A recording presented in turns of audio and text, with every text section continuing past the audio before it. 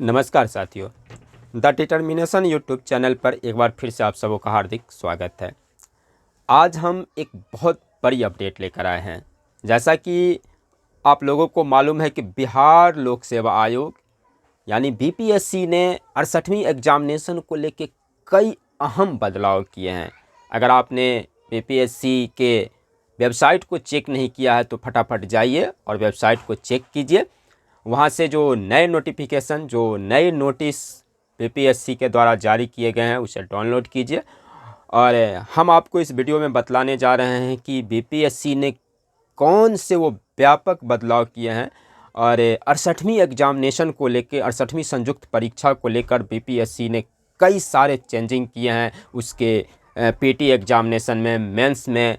तो हम आज बिंदुवार उन परिवर्तनों को समझने का कोशिश करते हैं और ये भी जानने का प्रयास करेंगे कि आखिर बिहार लोक सेवा आयोग इन परिवर्तनों के बल पर क्या अपनी साख को बचा पाने में कामयाब होगी। क्या बिहार लोक सेवा आयोग पर जो प्रश्न चिन्ह लग रहे हैं विगत कुछ दिनों से, क्या आयोग उन प्रश्न चिन्हों का जवाब दे पाने में कामयाब हो पाएगा इन तब्दीलियों के बदौलत। चलिए देखते हैं सबसे पहले हम कि आखिर बीपीएससी ने वो कौन सी तब्दीलियां, जो एक अहम बदलाव, एक अहम चेंजिंग, बहुत बड़ा बदलाव, एक व्यापक बदलाव किया है, कौन से वो बदलाव हैं उसे समझने का प्रयास करते हैं। प्रारंभिक परीक्षा में यानी पीटी में और मुख्य परीक्षा में, दोनों में किस तरह के परिवर्तन किए हैं, हम दोनों को अलग अलग समझने का प्रयास करते हैं। जैसा कि 68वीं की जो वैकेंसी निकली है, जो नोटिफिकेशन आया था, तो विद्यार्थियों से जो आवेदन लिए गए थे तो वहाँ पे आयोग ने एक कॉलम जोड़ा था जहाँ पे अभ्यर्थियों की राय मांगी गई थी। और बिहार लोक सेवा के आयोग के जो अध्यक्ष हैं, जो चेयरपर्सन हैं, उन्होंने पहले ही कहा था कि वो चाहते हैं कि तुक्केबाजी नहीं चलेगी। अब बीपीएससी में तुक्केबाजी की जगह नहीं होगी और इसके लिए उन्होंने पहले ही संकेत दे दिया था कि 68वीं संयुक्त परीक्षा से हम निगेटिव मार्किंग का प्रावधान करने जा रहे हैं। और इसी के कारण बिहार लोक सेवा आयोग ने जो 68वीं की जो नोटिफिकेशन जारी किया तो उसके अभ्यर्थियों से फॉर्म भरते समय, आवेदन करते समय उन्होंने राय मांगी थी। और मुख्यतः जो वो राय थी कि जिसमें एक ये था कि क्या 50 क्वेश्चन स्टार्ट क्वेश्चन हो, 50 क्वेश्चन पर निगेटिव मार्किंग, या फिर सभी 150 प्रश्नों पर निगेटिव मार्किंग किया जाए। और ज़्यादातर अभ्यर्थियों ने ये सुझाव दिया आयोग को कि नहीं, हम सभी 150 प्रश्नों पर जो है वो हम चाहते हैं कि निगेटिव मार्किंग सभी 150 प्रश्नों पर हो। और आयोग ने पहली जो ये व्यापक तब्दीली किया है 68वीं एग्जामिनेशन को लेके कि अब 68वीं पीटी की जो होगी 150 प्रश्न जैसे होते थे ठीक उसी तरह ही रहेंगे, लेकिन अब इन सभी प्रश्नों पर निगेटिव मार्किंग होगी। और ये निगेटिव मार्किंग आपकी जानकारी के लिए बता दें कि 0.25 होगा, यानी कि 1/4। 4 गलत उत्तर के लिए 1 पॉइंट आपके काट लिए जाएंगे। तो ये पहला चेंजिंग जो प्रारंभिक परीक्षा में यानी पीटी एग्जामिनेशन में, जो 68वीं की जो पीटी एग्जामिनेशन होगी उसमें पहली चेंजिंग ये है कि अब आपको 150 के 150 क्वेश्चन जो हैं वो निगेटिव मार्किंग के जद में होंगे और आपके प्रत्येक 4 गलत उत्तर के लिए 1 अंक काट लिए जाएंगे, यानी निगेटिव मार्किंग 0.25 होगी। उसके अलावा अगर कोई अभ्यर्थी किसी प्रश्न का एक से अधिक गोला रंगते हैं, जैसे कि सपोज डैट कि आपने किसी प्रश्न का उत्तर पहले बी लगाया और आपको बाद में पता चलता है कि इसका उत्तर सी होना चाहिए, तो अब आप उसको अगर सी लगा देते हैं तो डबल गोला रंगने पर वो प्रश्न जो है निगेटिव मार्किंग में होगा और उसके लिए 0.25 मार्क्स जो है आपके काट लिए जाएंगे। तो ये तो है मुख्य प्रारंभिक परीक्षा में होने वाले चेंजिंग। बीपीएससी ने जो सबसे व्यापक बदलाव किया, जो सबसे बड़ा बदलाव किया है, वो है 68वीं मुख्य परीक्षा को लेकर। और ये आने वाले कई दिनों तक विमर्श का एक बहुत बड़ा जो है वो प्रश्न बना रहेगा कि शिक्षाविदों के द्वारा इस पर गहन विमर्श होता रहेगा, क्योंकि इस पे आरोप प्रत्यारोप तरह तरह की बातें अभी से होनी शुरू हो गई है। खैर, हम समझने का प्रयास करते हैं कि मुख्य परीक्षा में बिहार लोक सेवा आयोग ने जो है वो किस तरह की तब्दीलियों को किया है। तो सबसे पहले तो हम समझते हैं कि बिहार लोक सेवा आयोग ने जो पहली तब्दीली की है, आप समझ सकते हैं कि इससे पूर्व जो परीक्षा का जो पैटर्न रहा है वो 100 मार्क्स जो है सामान्य हिंदी,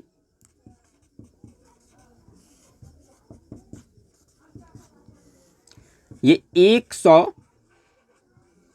अंक का 3 घंटे ये क्वालिफाइंग पेपर पहले भी होता था और ये अभी भी होंगे। और इसमें आपको पता है कि इसके मार्क्स जो हैं वो आपके मेगा में नहीं जोड़े जाते हैं।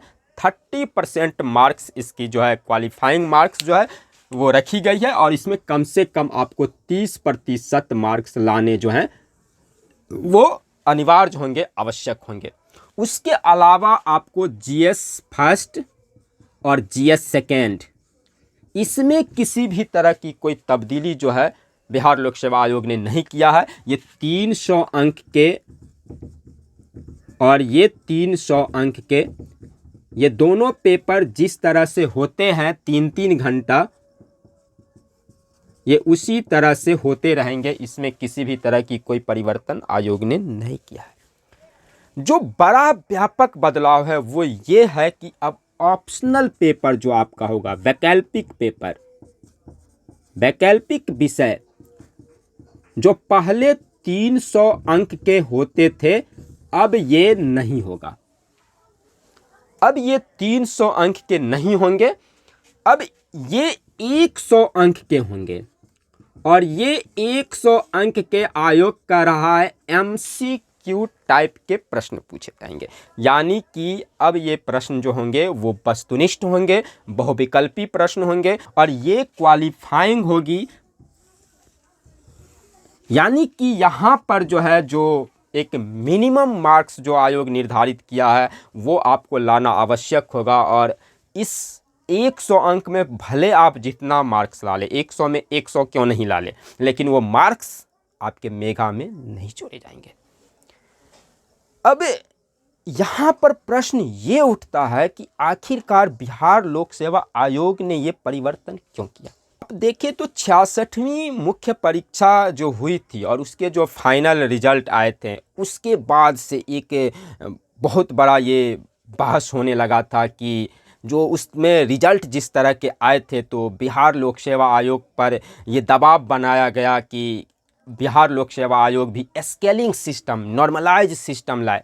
क्योंकि आपको हम कुछ उदाहरण से आपको कुछ बताना चाहते हैं। जैसे कि आप देखिएगा कि 66वीं संयुक्त परीक्षा के जो फाइनल रिजल्ट है, आपको पता होगा कि हम बिहार लोक सेवा आयोग के जो टॉपर हैं, फर्स्ट रैंकर, वो सुधीर कुमार, और हम उनके मार्कशीट से आपको बताना चाहते हैं कि सुधीर कुमार की जो मार्क्स है,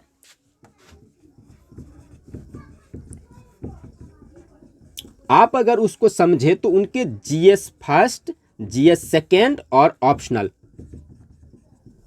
अगर आप इसको देखिएगा तो जीएस फर्स्ट में उनके 182 मार्क्स है, जबकि जीएस सेकेंड में मात्र 131 मार्क्स है उनके।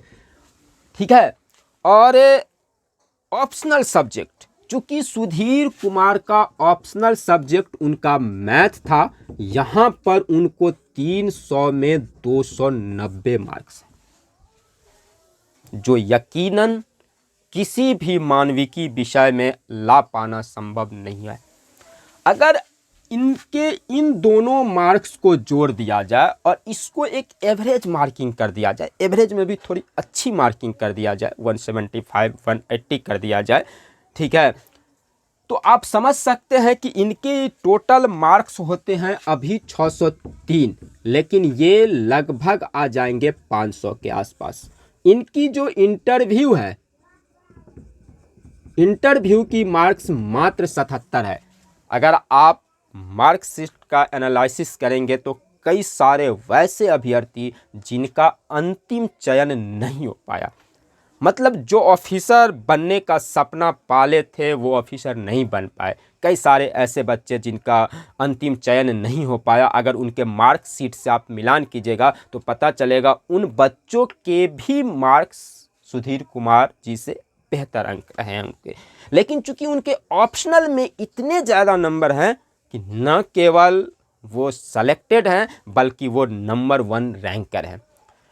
तो ये कोई एक नहीं, ऐसे कई सारे विद्यार्थियों का चयन 66वीं परीक्षा में देखा गया, जो साइंस बैकग्राउंड से, मैथ बैकग्राउंड के जो बच्चे थे, जिन्होंने ऑप्शनल सब्जेक्ट में बहुत ही अच्छे मार्क्स किए और जिसके कारण जो है वो न केवल सेलेक्टेड हुए बल्कि अच्छे रैंक भी उन्हें मिले। जबकि अगर मानविकी सब्जेक्ट की एक एवरेज मार्किंग उन्हें कर दी जाए तो कई सारे जो टॉपर हैं वो सेलेक्टेड भी नहीं हो पाएंगे।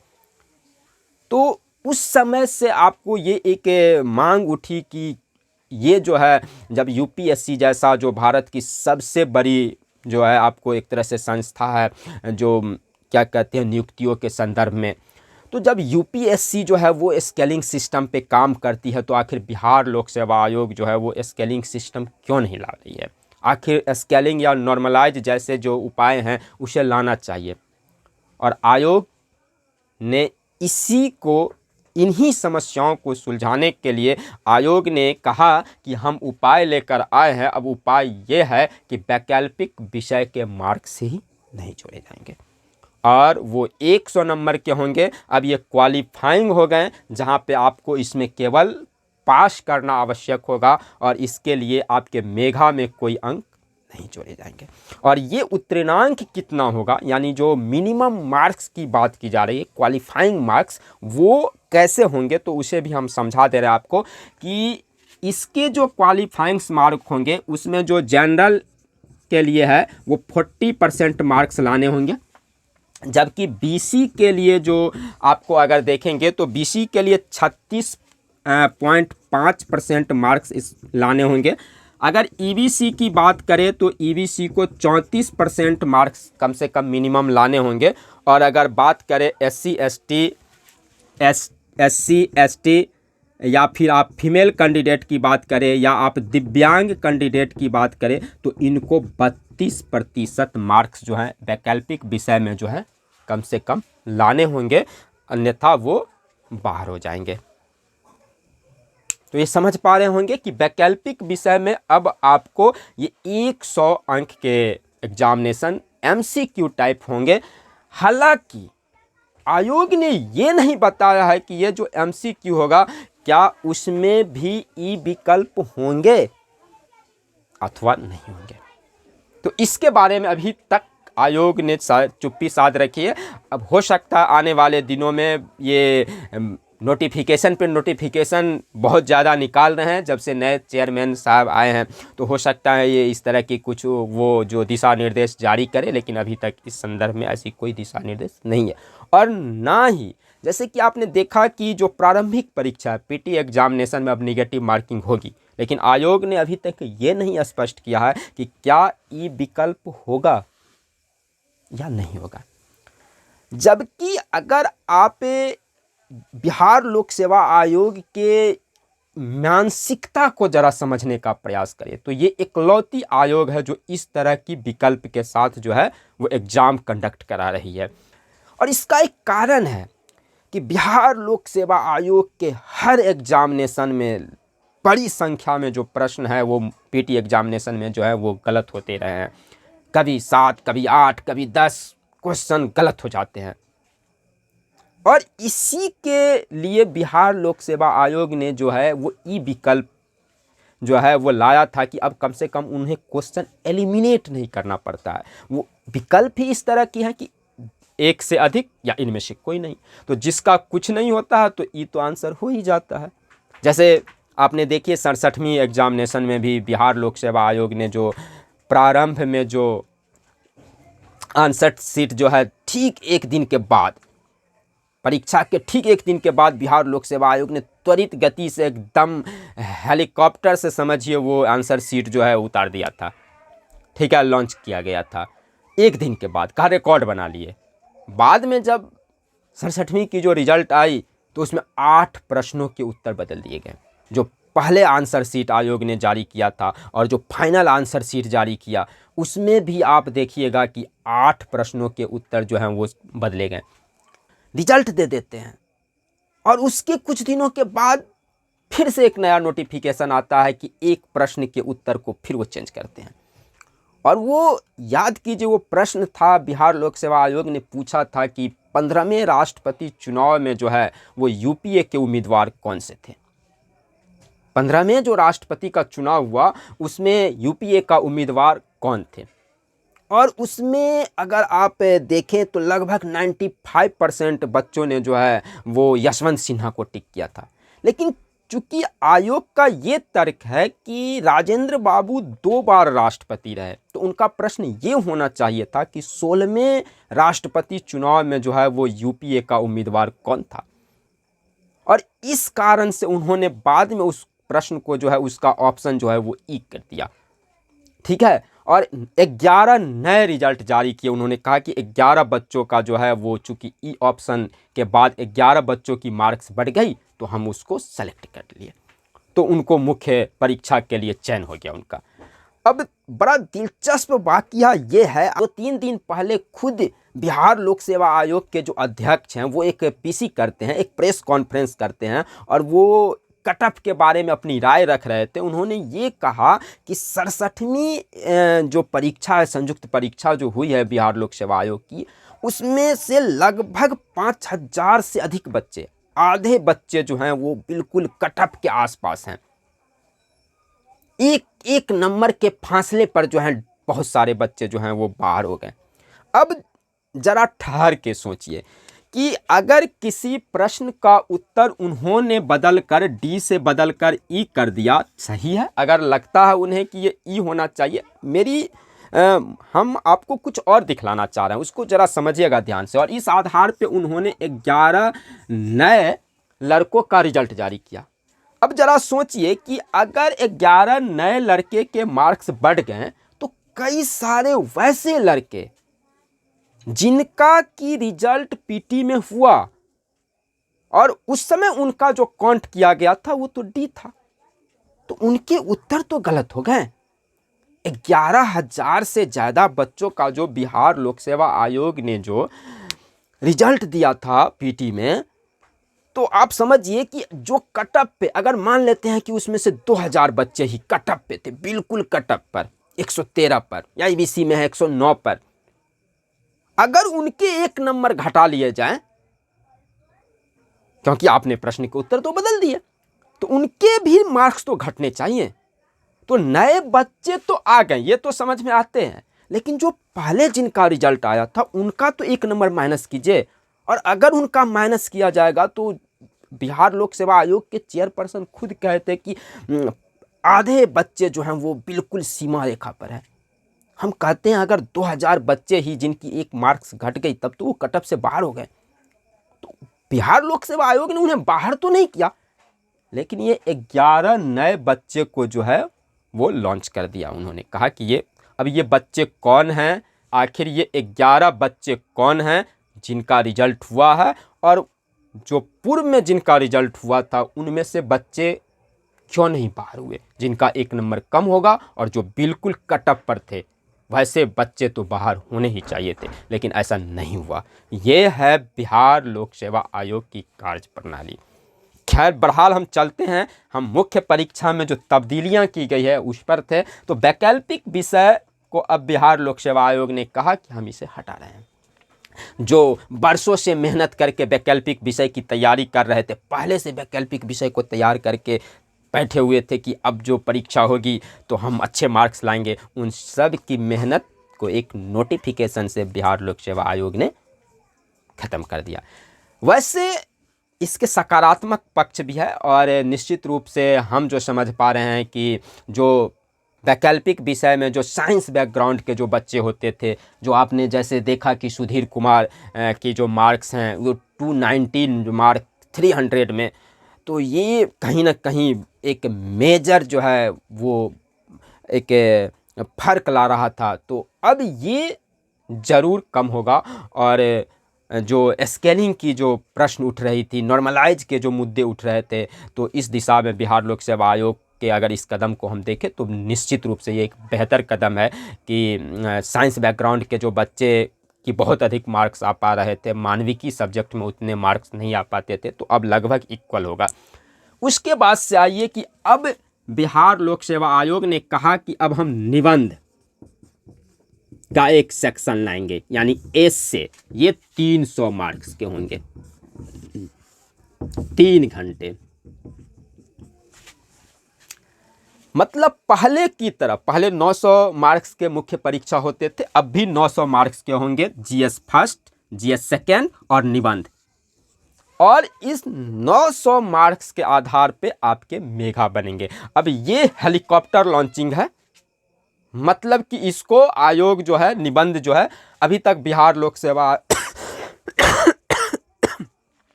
ये निबंध जो है वो अभी तक बिहार लोक सेवा आयोग के मुख्य परीक्षा के जो प्रारूप रहे हैं उसमें शामिल नहीं थे।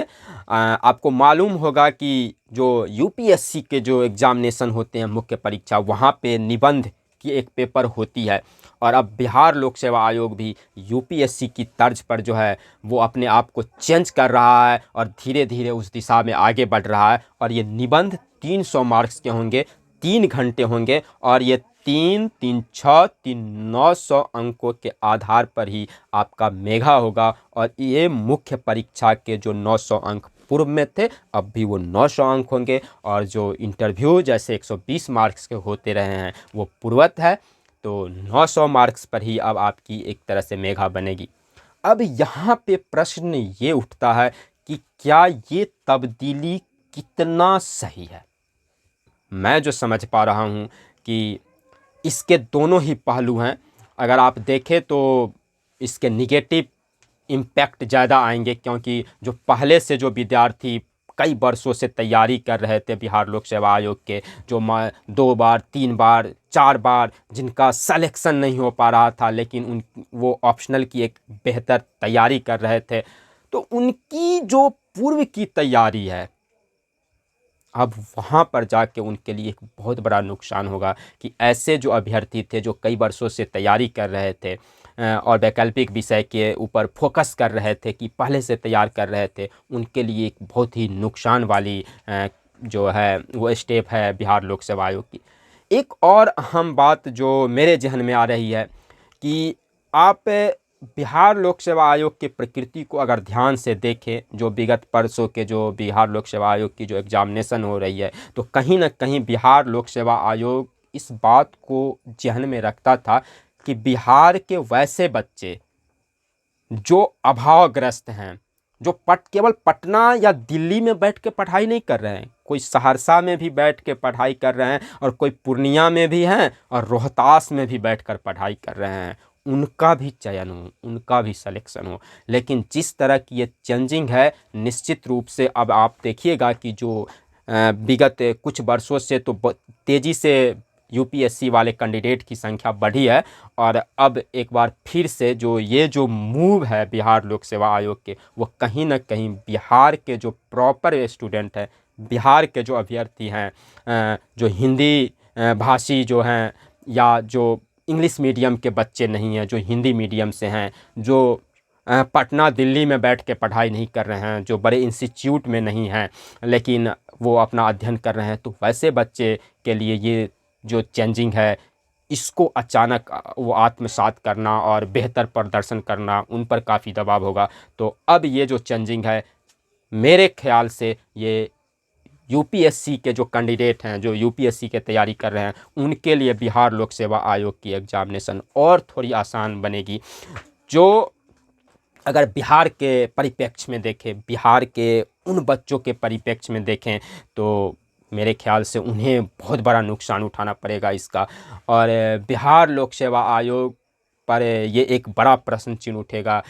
किसी भी राज्य के अगर आयोग उस राज्य के स्टूडेंट की जो मतलब अपनी समस्या हैं या उनको ध्यान में रख के अगर अपनी नीति नहीं बनाते हैं, किसी भी राज्य का आयोग अगर अपने राज्य के ही बच्चों को ध्यान में रख के अपनी नीति का निर्धारण नहीं करे तो प्रश्न चिन्ह तो उठता है।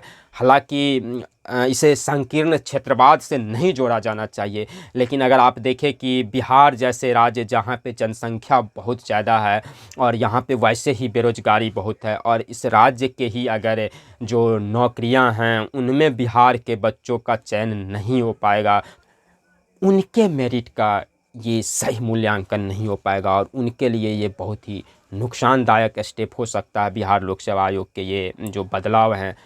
तो देखिए आने वाले दिनों में फिर क्या नए और परिवर्तन होते हैं बिहार लोक सेवा आयोग की वेबसाइट से, ये आपको पता चलता रहेगा। लेकिन फ़िलहाल आपने देखा कि बिहार लोक सेवा आयोग अब एक व्यापक बदलाव की तरफ बढ़ रहा है और कहीं न कहीं इसकी प्रकृति जो है वो संघ लोक सेवा आयोग की तरफ शिफ्ट होता चला जा रहा है।